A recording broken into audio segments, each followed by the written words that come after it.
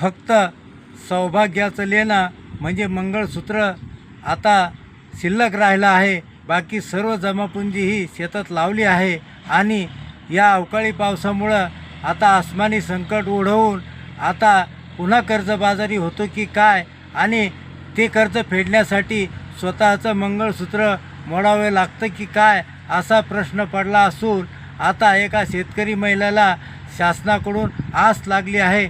त्यामुळे तिच्या मनात असे विचार आले की उडीद गेला, मूग गेला, गेली सोयाबीन, धोका दिला मका, तूर कापसानं.